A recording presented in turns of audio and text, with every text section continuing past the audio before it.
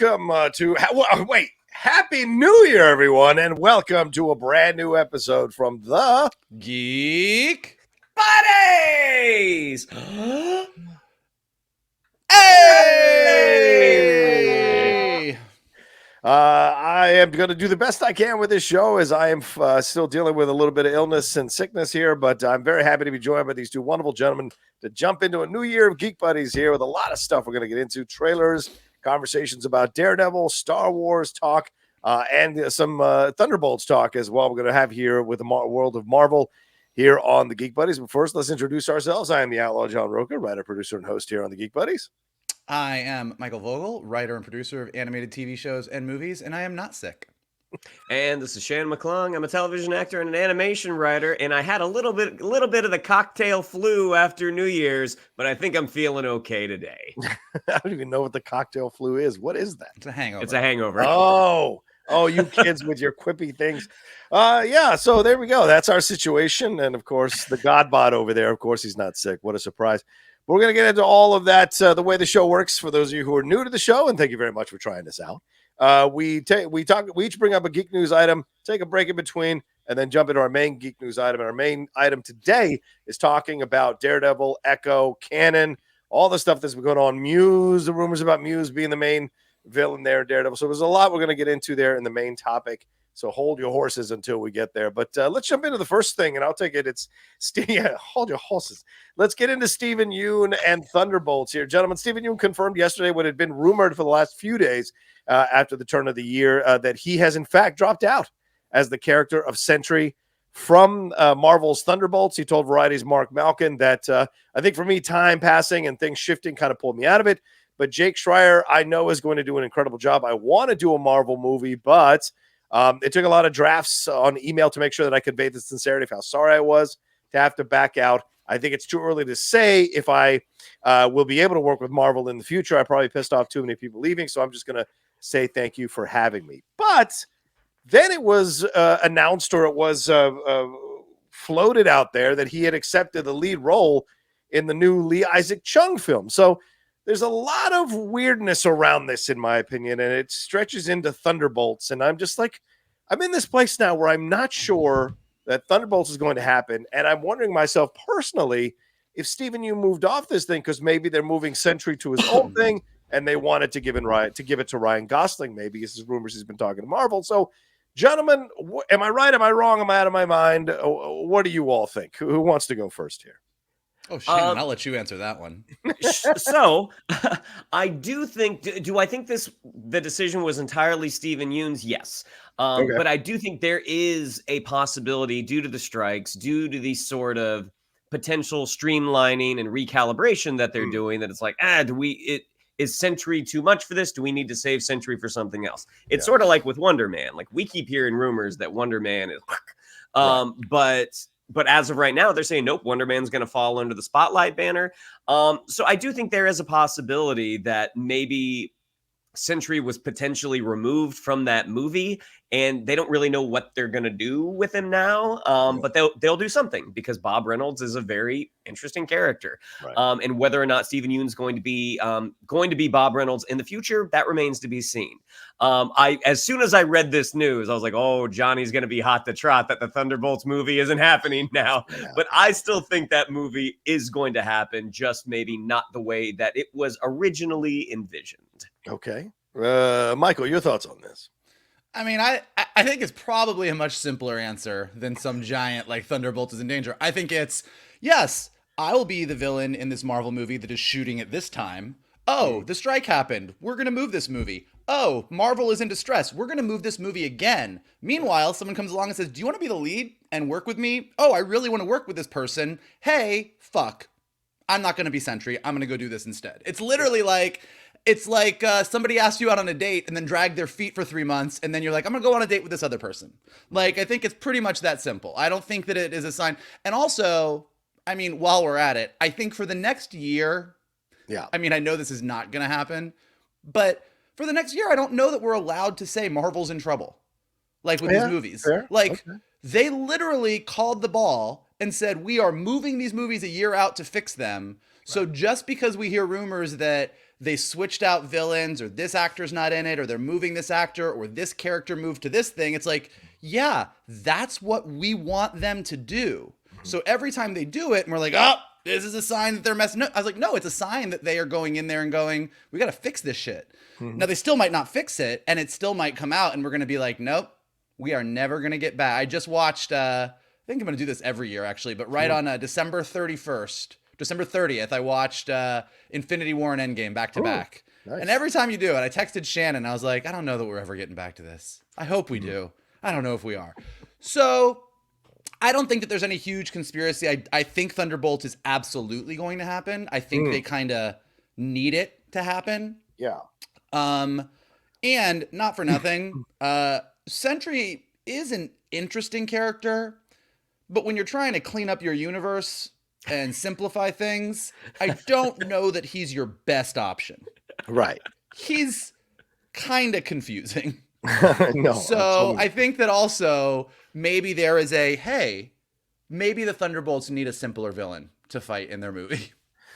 Yeah, maybe that's the thing. But I mean, I just have this feeling. I've been having this feeling for a while. Oh, we know. Clear. Okay, good. I want to make it clear.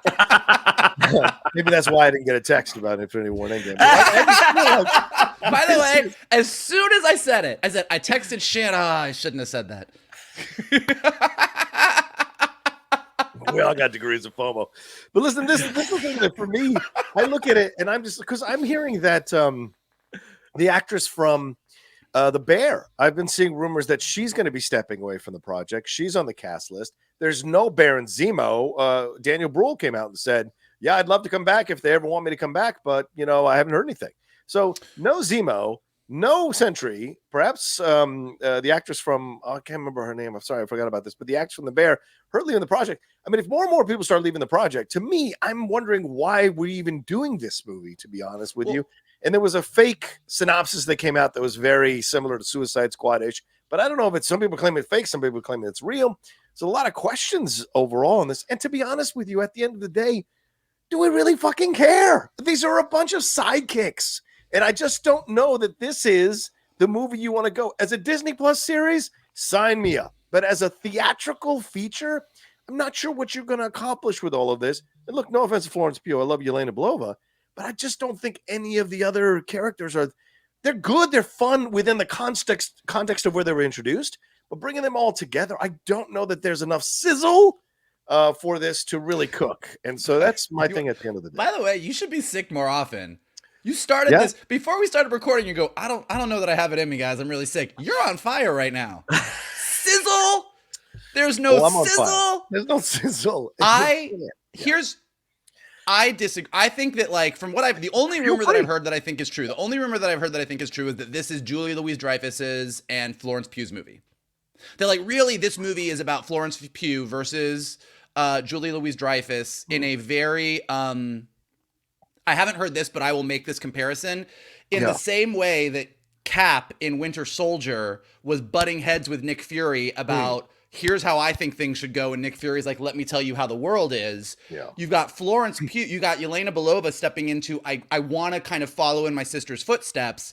And you've got Val being like, let me tell you what I actually need you to do. And then you've got a bunch of other characters around her. So I think that in just rewatching some of the Marvel Phase 4 stuff that I've been watching, like, I think Yelena Belova is one of the best things they've got going for them. 100%. I think bringing Bucky back and giving him something to, like, basically, you look at all the characters that we actually give a shit about. Right. Bucky's one of them. And if Bucky and Yelena Belova, who I think for me is one of them, are in this movie, and then you've got Anthony Mackie as Cap in Cap 4, and we've got Harrison Ford, and we've rumored to have She-Hulk, rumored to have a bunch of other Hulk stuff going on. You're like, okay, I think that between these two movies, you're starting to give me shit that I care about in the Marvel Universe. So I think, now look, whether you are 100%, you could be right, and this movie could be a sidekick disaster movie. Like, you're just like, I don't give a shit about it. But if they play their cards right, this could be the 1-2 punch that makes us give a shit again. Yeah, but I hear about Shannon, I want to get your thoughts on this too. I hear about the reshoots of Thunderbolt Ross, and I'm like, wait, what are they reshooting here in Cap 4? Are they moving even Thunderbolt Ross out of Thunderbolts so that he has even less to do with that, and they're showcasing him and introducing him in Cap 4 because they have more faith in Cap 4 than they do that Cap 4 that Thunderbolt's actually going to happen. And so to me, these are the signs that I'm reading the tea leaves in a certain way, and I guess I'm getting tarot you're cards. reading the tea leaves. Yeah, yeah. But that's how I feel about this, and I know Wyatt Russell. And everyone's like, well, Wyatt Russell said it's supposed to start. Let me tell you something. Never believe actors when they talk because it's all stuff that you just don't know, and things change all the time because they're not the ones who make the fucking decisions. The studios are, the executives are. So I know he said March or April they're supposed to start shooting. But Shannon, yeah, what do you think about all this? I mean, I think the potential ingredients in the Thunderbolts movie, aside, in addition to the things that Vogel already mentioned, I think the addition of Red Guardian, who, again, Black Widow, I think Black Widow, people don't remember that movie as it was as good as it was, especially with some of the other things that we got that followed it. Fair. Black Widow, aside from the kind of, act three issues, Red Guardian was a really fun character. And I think throwing him into the mix with the one of the besties of Captain America and an off-brand Captain America, I think you have, I think the potential is there for something that could be a lot of fun. In terms of, them moving Red Hulk out of it, I mean, I don't know. I mean, like, we don't know how much he's going to be in Cap 4. We don't know how much he was going to be in Thunderbolts. We just had heard that he's going to be in these two movies. That's essentially it. Yeah. I mean, I think this has the potential to be something really, really fun. I mean, again, I went back and watched Hawkeye over Christmas, and Florence Pugh is so fantastic. I think the big question mark is Julia Louis-Dreyfus. I mean, I think what we have seen of her thus far, she is not the Nick Fury replacement that I think maybe some people thought she was going to be, but she hasn't really had the opportunity though either. Yeah, what she's been written for and asked to do, I think she's done. I like it more than you guys do, but I don't disagree that it doesn't totally mesh. But putting her in a movie and giving her the full runway to be one of the mains, particularly if she is going to, because I think she's a anti Nick Fury in a way. Like, I think she's not necessarily got the best interests of the world at heart. And if that's true, putting her and Florence Pugh kind of head to head, it could be fireworks. It could fall flat. Like, we don't know. But I think I'm with Shannon that I think that there's a lot of potential here with both like I said, the 1-2 punch of this and Cap 4, Steven Yeun aside. But I do love the fact that for the next year and a half, we're going to get old man Rocha on his rocking chair on the porch, just shaking his head going, not going to happen. Not going to happen. And also saying, I'd love to go back to phase 4. I also appreciate the magic, or phase 3. I also appreciate the magic of those times. I'll text you next time. I'll text you later today. Why do that now? The other the thing I did, look, I want it to happen. I want the best, but the thing is, Shannon was saying, and Michael, you make a great point, about Valentina. She's written a certain way. I don't believe that these people who have already shown us how intelligent they are, how they can see through stuff, are going to be suckered by her. It just doesn't carry water with me. So they'll have to do a really, really good job of making me believe that someone like Yelena Belova, who's pretty fucking smart and pretty on top of it, can be snookered by Valentina, because I did not buy that scene with them by the grave at all to send her after Hawkeye. And so they've done a terrible job of this. Look, and I love Julia. Loved You Hurt My Feelings. I love her in the smaller independent stuff. But the big stuff like this, she has fallen flat for me, and I just don't buy it. So that's my concern as well. Her falling flat aside, let me just ask you a question about, like, within the universe continuity. Like, she didn't snooker Florence Pugh at the end of Black Widow. She was hired by Kate Bishop's mom to kill Hawkeye, and she said to Black Widow, "You're an assassin, go kill this guy." By the way, he did kill your sister, which got resolved in Hawkeye, but I think that Florence Pugh played that right. Like, I don't think that she snookered. And in Wakanda Forever, like, I don't think that this is Valentina pulling the wool over everyone's eyes. Haha, look, really, I'm a villain. Like, she works for the government, and the government, based on Wakanda Forever, our government ain't great. Like, no, I know. I think that saying, look, there are no Avengers in the post-Avengers Endgame world, it's kind of Sokovia Accord rules still stand. If you want to be a hero and you want to do good, you have to do it the way that I say you're going to do it. And here's your team. And her being like, this is my fucking team. And she's like, look, we work with what we got. That's a recipe for, it makes sense to me. Well, you go fucking write it, because that sounds great. That sounds great to me. I'm down for that one. Anyway, we'll see what happens, but of course, we wish the best for Steven Yeun. I'm sure when he's going to be fine. That dude is so good. And when the character comes along, he can do a Marvel. He'll be back again for sure. I'm sad for the days when it was easy for us to get him to be a voice on Stretch Armstrong at Hasbro. That was there was a point in time where like the geeks loved him, but we were like, hey, you want to be a voice on Stretch Armstrong? He goes, I'd love to be a voice on Stretch Armstrong. I don't think he would do it now. I think he's a little too busy. Yeah. Great guy. All right, let's take a quick break and we'll jump into some Star Wars talk. Brace yourselves right after this. Do do do do do do do do do do do do do. I like that you faded out. That's the best. Okay, Mikey, take it away. Well, it's like Boba Fett in the Sarlacc pit. You can't keep Star Wars down. It always comes back. And we got more Star Wars coming. And so, of course, we got more people mad about more Star Wars. Because that is the way of the world. So let's start with the easy, disappointing one, but it is what it is. Rosario Dawson was recently interviewed on, was it the Dagobah Dispatch podcast. And they asked her about if she'd any conversations about Ahsoka season 2. She gave us a disappointed no. But she did talk about a reunion with all of the cast members coming up. She goes, we're supposed to be having a dinner soon of the whole cast, which will be really nice because I haven't seen everyone. But aside from them having a very nice dinner, reminiscing on times gone by, we haven't gotten any updates on an Ahsoka season 2, which given the ending of Ahsoka season 1 is kind of surprising because by any stretch, that's a cliffhanger. So, of course, people are very upset. And, of course, people on Star Wars podcasts are saying this is why Star Wars is in the toilet. They didn't announce this. This is what people want. And then other people are saying, well, maybe they're saving it for this movie that Dave Filoni is doing. And then people are saying, well, Dave Filoni shouldn't be doing a movie. But then other people are saying, well, Dave Filoni's done the only thing in Star Wars that we love. And then people are like, what about Boba Fett and Mandalorian season 3? And like, well, maybe Mandalorian season 4 is going to make up for it. Well, if he's doing Mandalorian season 4, why doesn't he do Ahsoka season 2? And on and on and on. And welcome to Star Wars Twitter. So, do you guys think that, Rocha just gave a very wise announcement about not trusting actors about anything when it comes to announcements because they are the last to know. But what do you guys think this means? I mean, obviously, she's not been reading any scripts. She hasn't signed anything, or at least she's not publicly saying she has.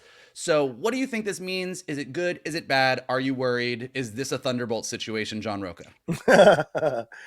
No, I think this is great for Rosario to say this because Rosario does this. She did this even before as she was getting cast with Ahsoka, there was she was liking certain Instagram stories, remember? Certain Instagram posts. Like, she likes to play the game. Now, I don't always think it's calculated. And I think as Rosario is a really open, vulnerable person and honest, and she's a fan as well as being part of the universe. So, but this is a nice hint that this is a possibility. And in no way is she saying, this is full on happening and let's go. She's just hinting at it, maybe running a flag up to see how people react to it. And as Michael said, cover all the various reactions. But I think it's a sweet way to kind of look at it and how she wants to come back and do with season 2, how she likes playing this character and wants more opportunities. And look, I think for the most part, she has won a lot of people over who were skeptical about it. The series itself is something else, but her performance in the series, I think, was really good. So I'm down to see more of her with it. And maybe this is her way of saying, I'm up for a season 2. If you guys are thinking about it, we're all getting together. Maybe we can have this discussion then. So yeah, it's a smart play by her. I think she's being honest. I think that she maybe hasn't had any conversations. I think in the wake of the things that did work in season 1 and things that didn't work, that Dave Filoni and whoever he's working with on the creative side kind of like, all right, how do we go forward? And I don't think they're going to necessarily involve the actors in that conversation until they have a solid direction. So I don't think this spells doom for season 2. Clearly, Filoni wrote it with the intention that there would be more story here. But maybe it is a situation of like, do we need a season 2 before we go into this Avengers style movie where we unite all these, you know, disparate Star Wars elements that are occurring at the same time? So, you know, how Johnny said, like, don't trust an actor. I mean, I think that's more when an actor says, hey, this is happening, because Tom Arnold's True Lies 2 was happening in the next week for about 10 years. But I think when an actor gives you a response like, no, I haven't heard anything, they're either lying because it's on the horizon, or they haven't heard anything. And I think in this case, I think it's probably they're still trying to figure out what the future of the Mandalorian universe, Ahsoka universe, Book of Boba Fett universe looks like going forward. But I think they've had so much success on that side that they wouldn't just fully abandon it. Yeah, good point. All right. I think those are very wise words from both of you. Meanwhile, in the Star Wars universe, over on the movie side of things, so we have, you know, these 3 Star Wars movies that have been announced that actually these seem like the 3 that are happening. I mean, we've got the Filoni movie debut that kind of wraps up all of the things that you guys were just talking about coming. Yeah. We've got the James Mangold movie about the origin of the Jedi. And then first one up that has the most buzz about it is the Daisy Ridley Rey film about Rey sort of rebuilding the Jedi Order post everything, that is being directed by Obaid-Chinoy. Now, that makes Obaid-Chinoy the first woman and the first person of color to direct a Star Wars film, which, given that it's Star Wars, means that that's some shit. Hold on, I've got to pull up the 2 articles here because we got the 2 things. So first of all, about being the first woman directing a Star Wars film, Obaid-Chinoy said, I'm very thrilled about this project because I feel that what we're about to create is something very special. We're in 2024 now, and it's about time that we had a woman come forward to shape a story in a galaxy far, far away. And, you know, aside from knowing that Rey is the central character and that she's picking up the pieces post all the trilogies, post all the TV shows to build something new, that's all we know about it. But even just saying that little bit sent Twitter into a tailspin.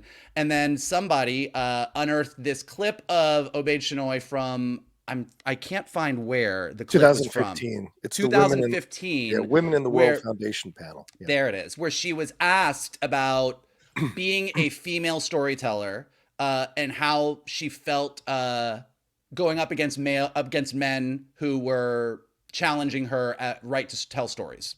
And she said, I like to make men uncomfortable. I enjoy making men uncomfortable. It's only when you're uncomfortable and have to have difficult conversations that you will perhaps look at yourself in the mirror and not like the reflection.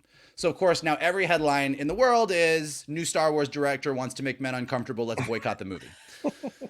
Because holy shit, Star Wars fans are nothing if not consistent.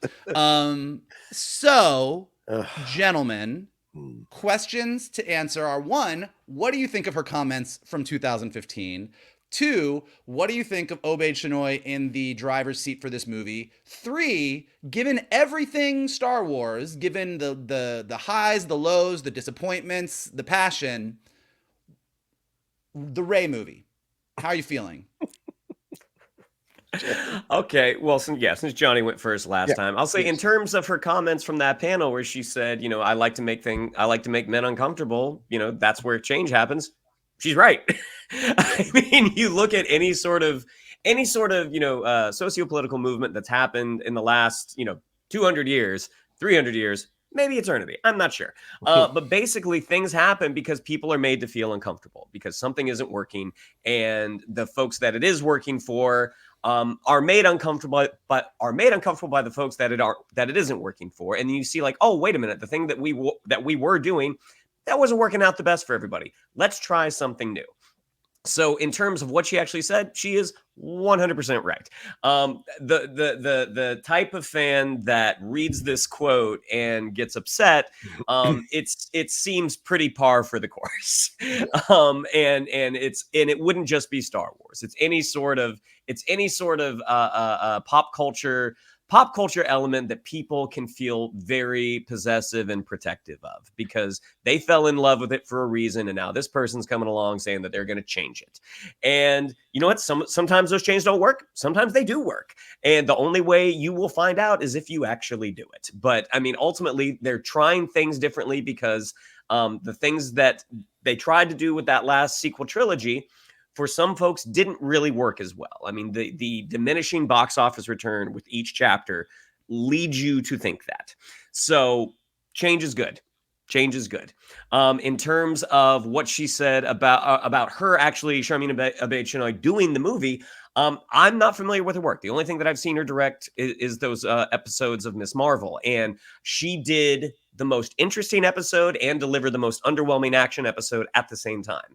I thought when they went into the past, that was some of the most interesting stuff that they had in that show, and then they had some of the most incomprehensibly terrible action with that chase scene in I believe it was when they were in Pakistan. Mhm. But going back and reading Reign of the MCU, it's like, okay, the directors don't always have a ton of say. Like sometimes these sequences are pre-planned. Like once the movie or once the footage is delivered, the editors take over, and the directors don't always have a ton of say. So I think at this point, knowing what she delivered emotionally, I am curious to see what she does with this movie. In terms of how I feel about the Rey movie overall, I'm very optimistic. I mean, Daisy Ridley is one of the things that I felt really worked about that sequel trilogy. The characters that they introduced, I would like to see more of. I just think they didn't get the best at bat, and it was things that were out of the cast's control. Yeah, I mean, I would say 100%. I'm looking forward to a Daisy Ridley film because I love her as Rey, and I like her more than Adam Driver as Kylo Ren. She's more the reason I would ever go back and rewatch those films more than some emo guy who's mad about shit. I liked her portrayal much more. It was much more layered, nuanced, and interesting to me. To me, it's my own personal choice.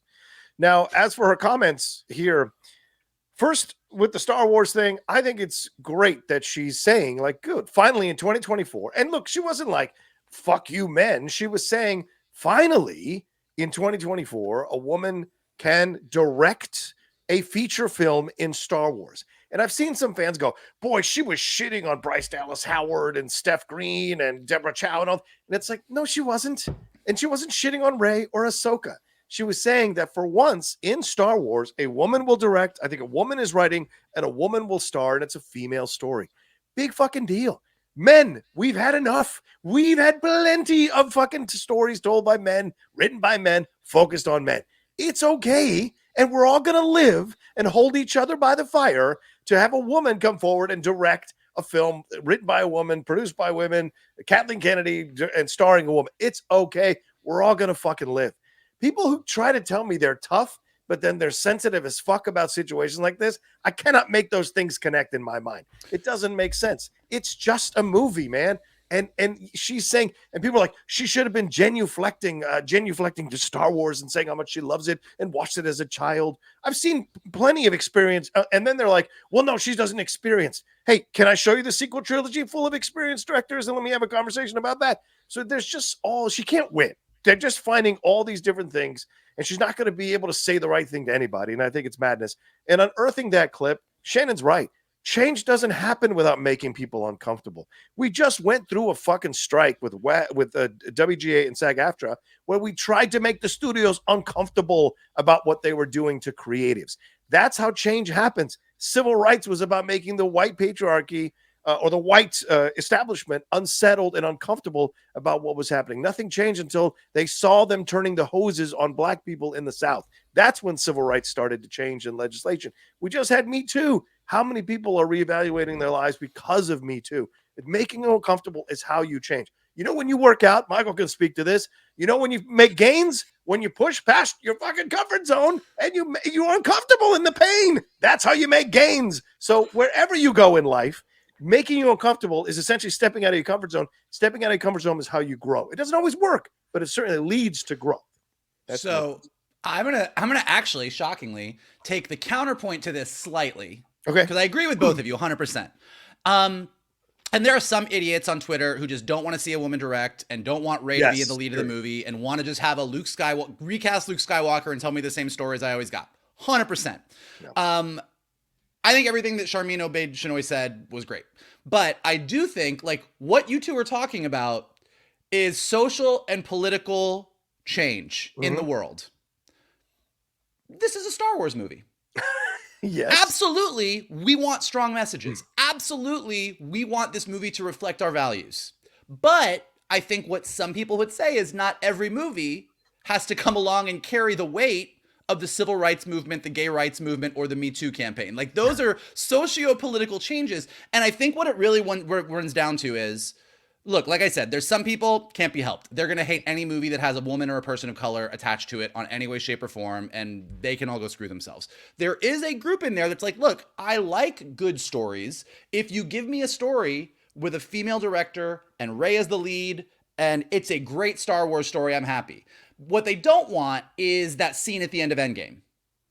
How is Captain Marvel going to carry the glove all the way? We've got her back, and every woman shows up, and you're like, this doesn't really make sense. And so I think that there is a level, there is a fear that is a story-based fear, I'm going to say. I'm giving people a lot of credit on Twitter, by the way, but I'm just trying to like state the other side of the argument. Counterpoint. I think this is great.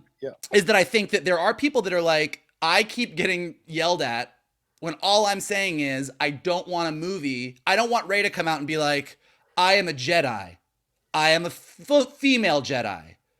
You men must listen to me because women have the key to the Force. Like, nobody wants that. That's not good storytelling. Just make Rey awesome. So I think that, like, there is a knee-jerk reaction when people's political statements about the world bleed into, is this what the story's gonna be?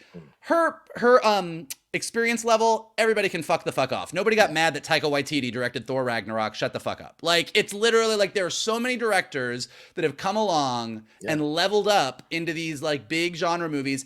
And John is 100% right. We saw what J.J. Abrams did. Yeah. J.J. Abrams is a guaranteed, you are a big name director. You've got a bunch of stuff attached. We saw what he did. Let's give somebody a chance that's going to give us a new perspective. Because the thing that I'm most excited about this movie, and I actually am genuinely excited about this movie, is this is the first Star Wars that is after everything. Yeah. It's not shoved between. It's not, here's how we got to the Death Star. Here's how we got to the clones. This is what happened between these two movies that you didn't know about. And this guy's going to show up and then Lando's going to be on the Burning Man planet. Like, we don't get any of that. Like, none of that. This is, everything's done. The Empire's gone.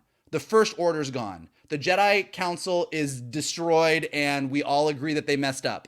Here's the galaxy. What's happening? Yeah.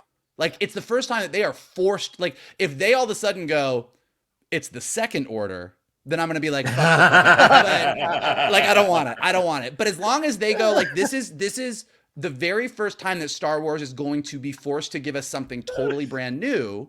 And the fact that Sharmeen Obaid-Chinoy is the one that gets to do it and Daisy Ridley is the Jedi lead that we're getting, like, they've got a lot to lose. Like, they could really fuck this up, but they could also knock it out of the park. Well, Star Wars is going to be forced. I see what you did there. Oh, God. Subtle, but you got it in there. Oh, boy. Take credit for it. Be proud of yourself. Nope.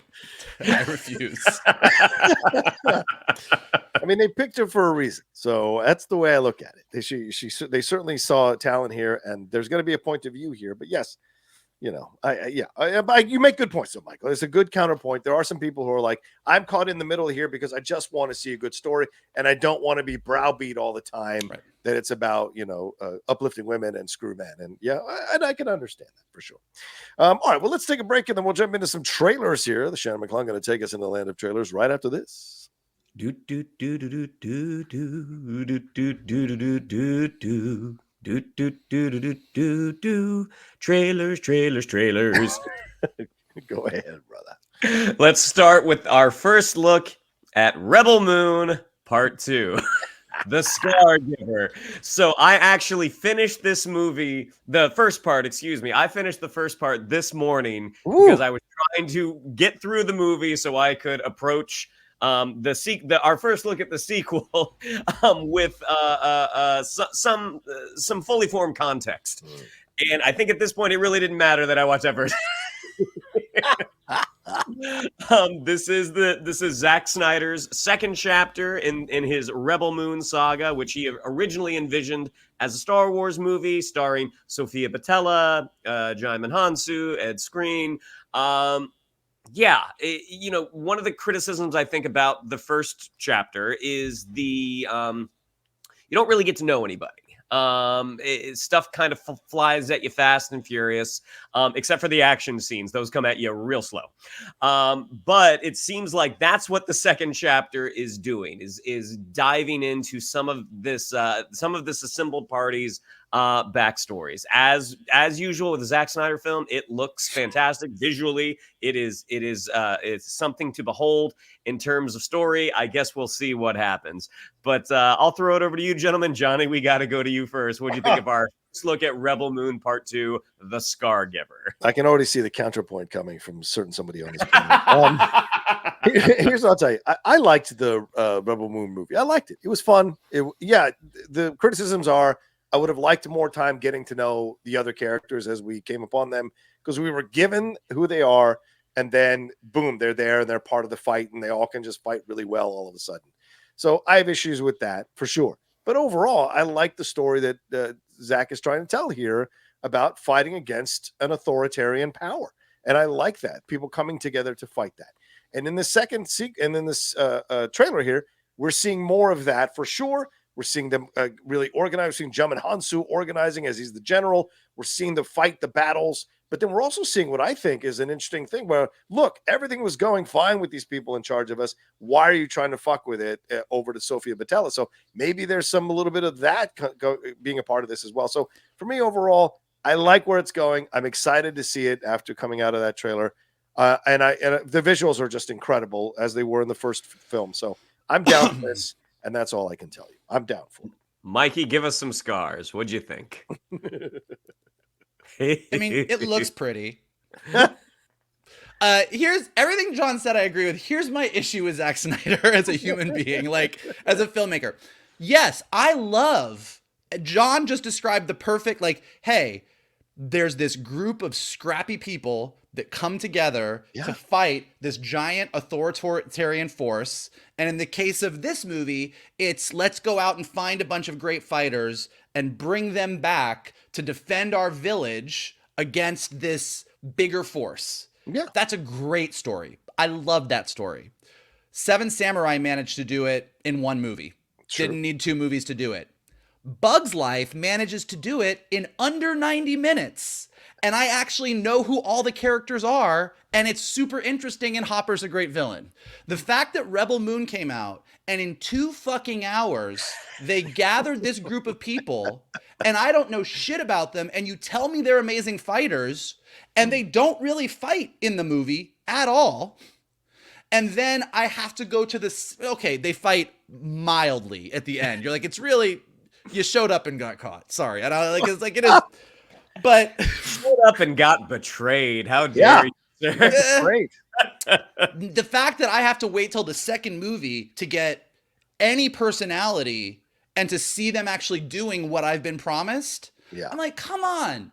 Like, Zack Snyder makes the most amazing visuals. I will say that. I sat there and watched Rebel Moon, and I was like, this is a fever dream. This is like when I go to bed after taking some mushrooms, and I have the most amazing visual dreams, but it makes no fucking sense. Like, it looks amazing. The robot, and he's got flowers around his head, and the guy flies a griffin. Like, it looks glorious. The first shot of Rebel Moon, of her farming and plowing with the giant moon behind her, I was like, all right, maybe Zack Snyder's got me. 10 minutes later, I was like, no, he doesn't.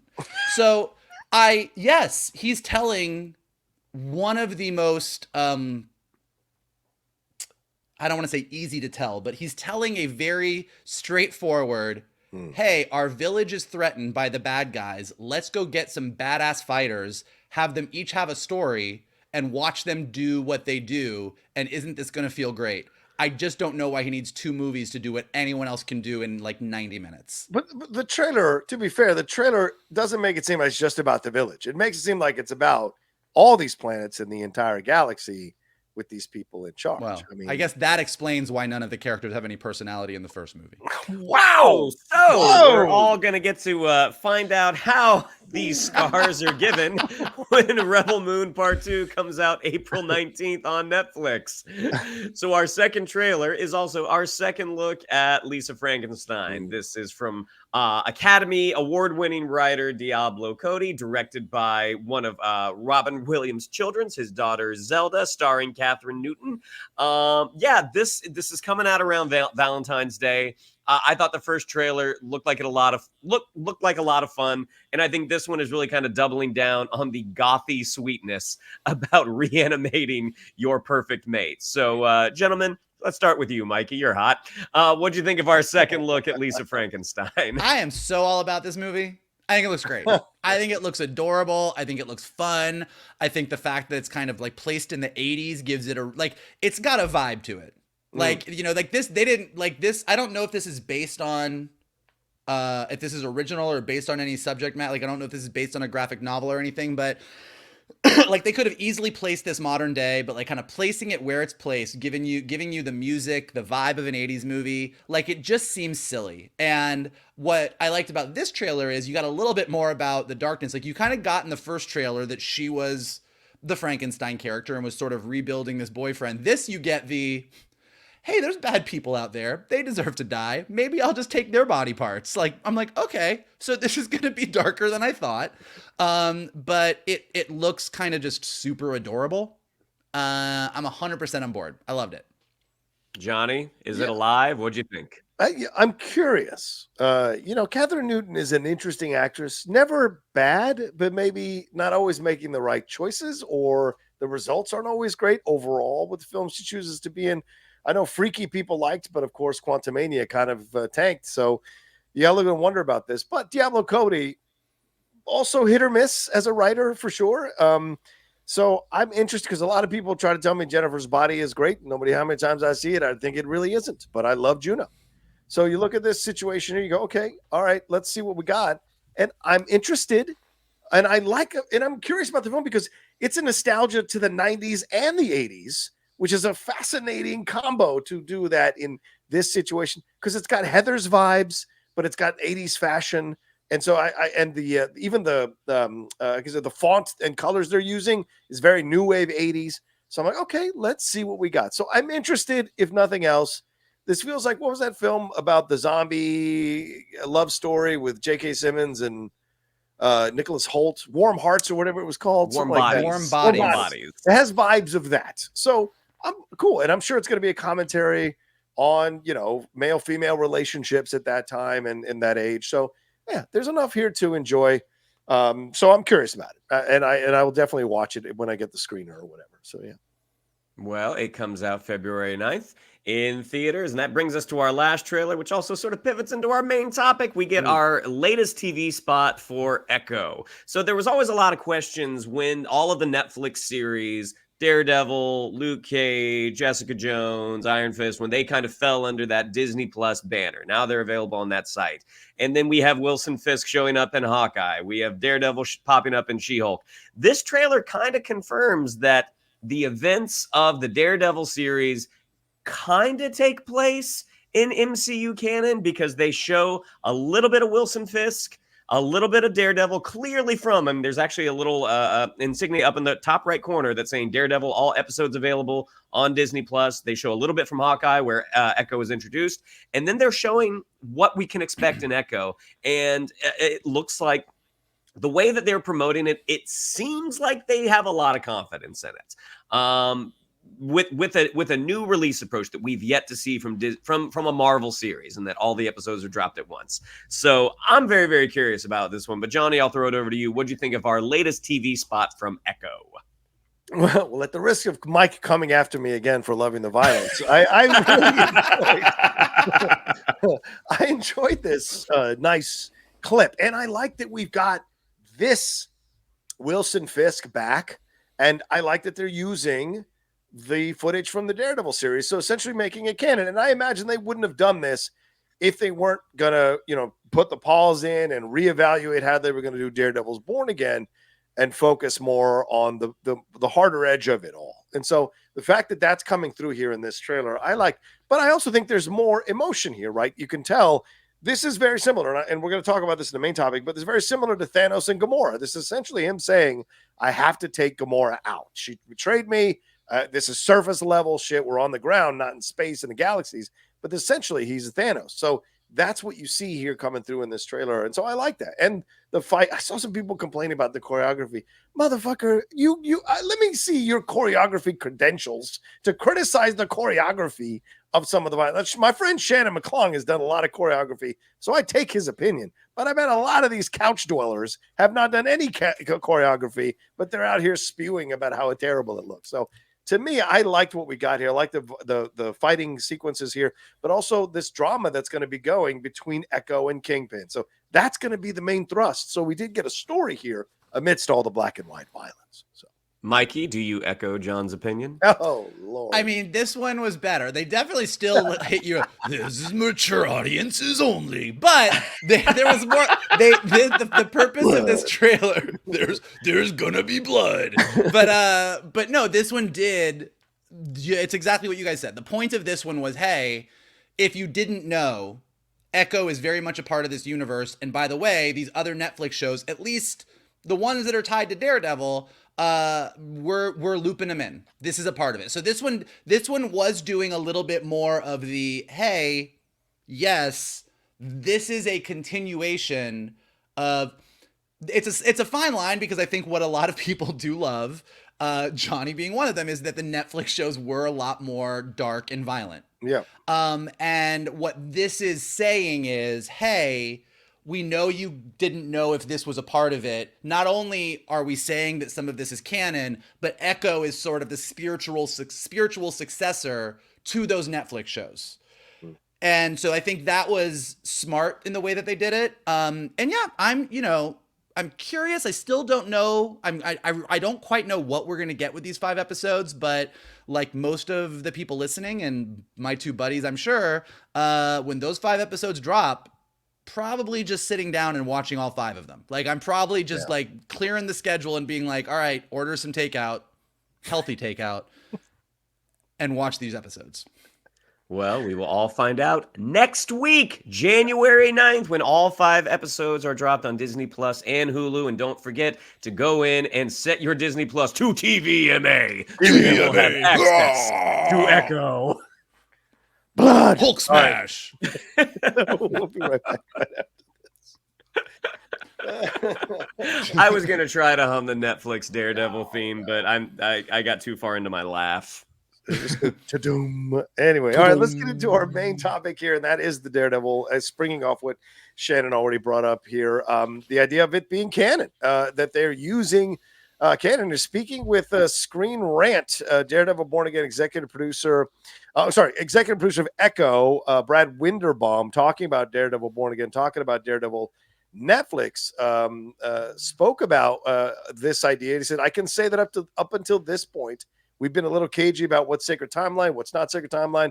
That was born of, frankly, a period at the studio where we were like, we have to stick the landing with the vendors. It was another part of the company developing the Netflix stuff. We were aware of what they were doing. They were aware of what we were doing, but there was a lot to balance. But now that some time has passed, now that we see actually how well integrated the stories are, I think that I personally, Brad Winderbaum, would be confident in saying that Netflix's Daredevil is a part of the sacred timeline. So, gentlemen, this basically affirms that, because as Shannon said in the trailer for that new trailer of Echo, they're giving you the link to go watch those episodes. They're saying all of this is canon. Now, is this the James Gunn approach where they're saying, well, we're going to pick out Peacemaker and Viola Davis and Amanda Waller, but everything else is not canon? Or is this really saying everything, including Punisher, including Foggy, including Karen, are all canon in this situation? And is this making us look at Daredevil Born Again as something more now that's connected to the Netflix series? So what do you guys think here? It's a good question, because he very clearly said Daredevil. He didn't say the Netflix shows. He said Daredevil, but Karen, Foggy, the Punisher all show up in Daredevil. I mean, like, they are in that show. Like, so Luke Cage, Jessica Jones, the less said about Iron Fist, the better. Like, they are still sort of in a, I think they're sort of just in the Marvel waiting room. Like, Yeah, the holding there's like the doorway to the sacred timeline, and they're just sitting over to the side, like waiting to walk into the sacred timeline. Because I think it's just a wait and see. It's kind of like I don't know that Marvel has plans for Luke Cage, Iron Fist, Jessica Jones. And I think that what they're doing is they've all agreed that the Charlie Cox, Vincent D'Onofrio are 100, like, we want them. Yeah. Foggy and Karen and anyone, Elektra, like, there's a lot of other characters that I think we're going to get. I think you might get a little bit of the James Gunn approach. I think that there might be we like that Daredevil series.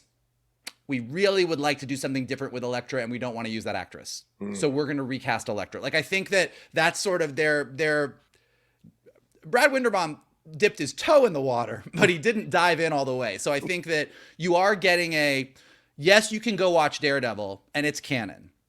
And that kind of gives you the backstory that they want you to have about Wilson Fisk. It gives you the backstory that you need about Matt Murdock.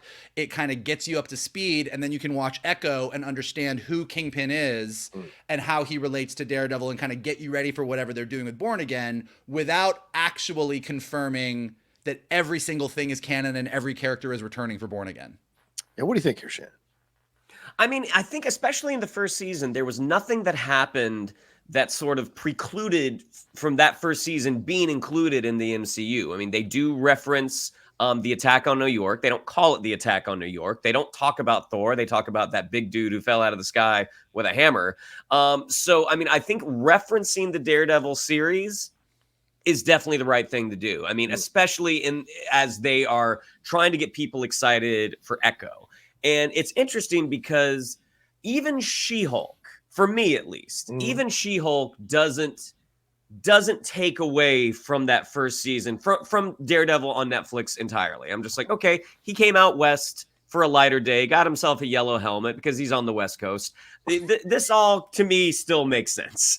This all still works. So I think it is really smart because Marvel saw how well that Daredevil show did and how much the fans really, really did gravitate towards it. And so depending on all of the reasons that they hit that pause on Daredevil Born Again, I mean, we're being like, we've heard that it's because the tone was a little lighter than they were wanting. And based off the little glimpses we've got of Daredevil in Echo, that does not seem to be like a lighter Daredevil. You know, we get the hardcore guy in Hell's Kitchen. We get the guy who's on vacation in LA with She-Hulk. So I think if they are actually leaning into this and being able to extrapolate as much as they can, whether or not they use Foggy and Karen, whether they do recast Elektra, which I thought they did, but I don't know for sure. I think that's absolutely the right thing to do. Like, shore it up as much as you can. Because I feel like even they've said everything that's happened Marvel, it's all it's a multiverse, but it's all canon. Like, everything is in play at this point. Yeah, we'll see. I like the idea of them being able to dive in or to pick out what they need to pick out from the Marvel series and saying it's all canon, and you can think it's all canon, and then we'll see with the recasting. And look, they haven't had an issue recasting. You know, with Catherine Newton, we just spoke about her replacing the actress who was playing Cassie. We've seen that with Terrence Howard and Ruffalo, and we might see it with Coleman Domingo. Yeah, with Coleman Domingo. A lot of people talking about that possibility as well. But let me ask you about something else with Daredevil. The rumors are coming out. Daniel RPK, who does a great job of scooping stuff and dropping stuff, he tweeted out that he's hearing that Muse is going to be the main villain for this Daredevil Born Again series here. And Muse was introduced in 2016's arc Dark Art. Daredevil's balancing his civilian identity and change in career as a district attorney and his superhero identity as a mentor to a young vigilante named Blind Spot. But Muse is a serial killer and a street artist, and the macabre art pieces are the work of Muse, a mysterious serial killer who proves to be immune to Daredevil's enhanced senses. He attempts to kidnap city officials to make a new art piece, but is stopped by Blind Spot in that particular dark art. So do you think this is an interesting new villain to bring in to work here for Daredevil Born Again, or did you want them to go with a villain that is much more kind of classically known to be a part of this? What do you guys think of this choice for Muse? I think Marvel usually does better when they do something different and surprising with a villain that is lower on the list. I mean, you know, Michael Keaton's Vulture is the easy go-to example of like they didn't go Green Goblin right away. They went with the Vulture, which is one of the lamer villains, and made him not lame. Yeah. From what I know, and I could be wrong about this, and people can absolutely correct me in the comments, Muse in the comics doesn't really have an origin. We don't like he is purposely a very mysterious character. So there's kind of a blank slate as far as what you want to do with him. To your point, the things that we know about him is he's a serial killer. His art is the body of his victims. Yeah. And Daredevil can't sense him. So those three things, lean very much into this is mature audiences. Like if your villain is like making art out of body parts of the good guys or of his victims, like this is not the lighter Matt Murdock. Right. It's a darker show because it's a darker villain, and a villain that Daredevil can't really sense is a great thing. It's kind of like what they did with the Spot in Across the Spider-Verse as well. You took a villain that is a pretty silly villain, and you let him be silly at the beginning, but he becomes a big threat because it worked really well with their story. So if this is true, and I think it seems like the type of rumor that probably is true, I think it's a good thing. I'd rather they did something like this than go, it's Bullseye, it's Elektra, it's all the things you love. Like, this is more interesting. Colin Farrell is back. Shannon, your thoughts on this? So yeah, I am not familiar with this run. I'm not familiar with this character. But I will say visually having an antagonist who leaves art as a crime scene, I think is going to be visually very, very interesting. I mean, the whole thing, like with Kingpin essentially being Daredevil's big bad, is like you never really defeat Kingpin. Kingpin is a looming presence and will always, always be there. But having a secondary villain for Daredevil to go up against in the shape of this Muse character, I think is really awesome. Like in the Dexter show, I can't remember what it was, first or second season, but there was a serial killer who would do sort of the same thing, that would set up these elaborate art pieces displaying a body. And it is the most unsettling and gruesome thing, and it makes for really, really good stories. So if this is the thing that came out of that creative pause that they took, and this is sort of the result, it sounds like it has a lot of promise. Yeah, I like the idea. As you said, we don't know you said, Michael, we don't know the origin of this character usually in the comics. And so the fact that he could be doing something pretty brutal and vicious, and as Shannon said, gruesome, I think works again with where they want to go, which is a reimagining of Daredevil Born Again to be a much more brutal, much more R-rated, much more mature audience approach. And people are into serial killers. You know, people got really into those documentaries and cults, of course, during COVID. So the idea that you want to go down this approach is interesting. And it's a different pace and a different type of villain than we had in the Marvel Netflix series in either of those seasons. So that's a new approach as well that could pay dividends. And is this something that's going to affect people that he cares about? Will someone from the Daredevil series be a victim of Muse? And maybe that's the way that they bring the character back, but then kill the character, so it's something else. And certainly Karen could be up. Foggy could be up for this. It could be real interesting to see where they go with this down the road. So I like the idea, and I think it's awesome. So, yeah. All right. Anything else we want to say? Or real quick. I know, Shannon, you got to go. I know. But real quick. Coleman Domingo is Kang. Do we say yes or no? What's your feelings? 30 seconds. Go. Yeah. I mean, Coleman Domingo is a really, really interesting actor. I mean, having the film that he was in with Viola Davis and Chadwick Boseman, Ma Rainey's Black Bottom, I thought he did a great job in that. He was great in Fear the Walking Dead. He's a guy that's on the rise. If they choose to keep going with the Kang character, Coleman Domingo is a very, very strong choice. Mikey? I think he's a great choice. I just think Marvel fans are hilarious. I think like one day it's like, you know what? Absolutely. I'm glad Kang is gone. We're done with it. Doc Doom all the way. It's not going to be Doc Doom. Okay. Another villain. I don't want Kang. It might be Coleman Domingo. I love Coleman Domingo. Let's go. I'm all on board on Kang. Marvel fans are equal parts very, very angry and also very easy to please. So I'm super on board. Like, he'd be great. If they want to go with Kang, he's a great choice. If they don't go with Kang, I hope they use him somewhere else. But Marvel fans, God, I love you. Star Wars fans could use a little bit of that energy. Stop reading my diary. All right, there we go. That's it. Thank you all so much. And I agree with everything Michael just laid out. That's how I feel. Get rid of Kang. Coleman to Bingo. All right, bring it back. Yeah, that's basically true. So, all right, thanks so much for watching, y'all. And we appreciate you all hanging out with us and watching this first episode of the Geek Buddies here in 2024. Shannon, what do we have to tell them? Yeah, if you'd like to follow us on social media, on Twitter, it's at geek_buddies, on Instagram at _geek_buddies. If you'd like to follow me on social media, on Twitter, it's at Shannon_McClung, on Instagram at Shannon the Geek Buddy. If you would like to follow Mr. Vogel, it is at MKToon. If you'd like to follow Mr. Rocha, it is at the Rocha Says. Mikey? If you're reading the tea leaves and you got bad feelings about Thunderbolts, this is your place. Keep coming back. And while you're here, you can smash that like button below. You can subscribe to Johnny's Outlaw Nation page. Check out all the amazing content he's got going on there. Leave your comments below. I think we covered all the big geek news of the week. Did we miss anything? Let us know. What do you think of everything we said? What do you think of that Rebel Moon 2 trailer? Let us know below. If you're listening to us on a podcast, go ahead and leave us some stars and comments so we go up in the rankings. As always, the best thing you can do is retweet this video, post it on your socials, send it to your friends, tell them to hang out with your buddies, the Geek Buddies, and most importantly, hope you had a great kickoff to 2024. Absolutely. And we might have a little surprise for you all tomorrow, a Geek Bites episode. If you're watching this as we drop this on Friday, we'll have a little surprise for you on Saturday. We'll see. Just keep it in your mind to look out for more stuff in the Geek Buddies this weekend. And until then, we'll talk to you next time with another brand new episode here of the Geek Buddies!